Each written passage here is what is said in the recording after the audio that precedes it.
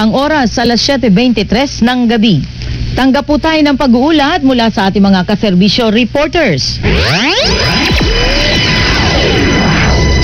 Alamin natin ang sitwasyon ngayon sa Villamor Air Base kaugnay sa inaasahang pagdating ni dating Congressman Arnulfo Teves Jr. ngayong gabi mula sa Timor-Leste. Nagbabalita at nagseserbisyo sa Pasay City si Bert Dizon. Bert?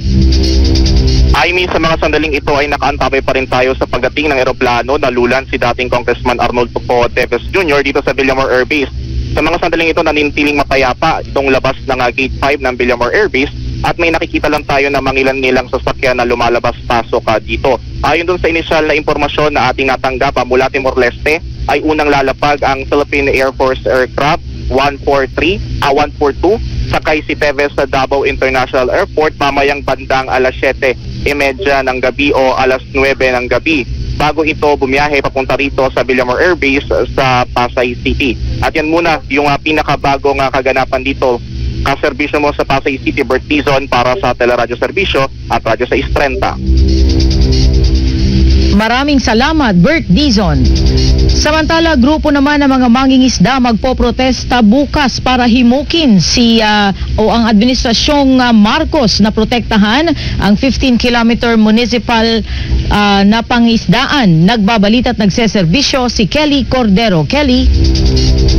Magtitipon-tipon bukas ng iba't ibang federasyon at asosasyon ng mga maliliit na mangingisda sa Mendiola, Manila para magprotesta kay Pangulong Ferdinand Bongbong Marcos Jr.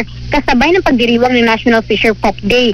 Ang Militant Fishers Group na pambansang lakas ng kilusang mamamalakaya ng Pilipinas kasama ibang Fisher Folk Organization at non-government organizations ay magsasama-sama para himukin ang administrasyon na napigilan ng Supreme Court ruling na pumapayag sa commercial fishing vessels na mag-operate sa municipal waters.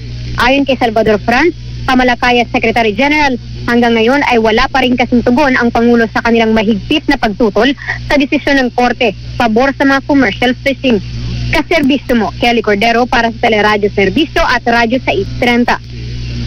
Maraming salamat, Kelly Cordero. Manatiling nakatutok sa Teleradyo Serbisyo at Radyo 630. Ako po si Amy Estareja. Kaserbisyo Live Report. Radyo 630.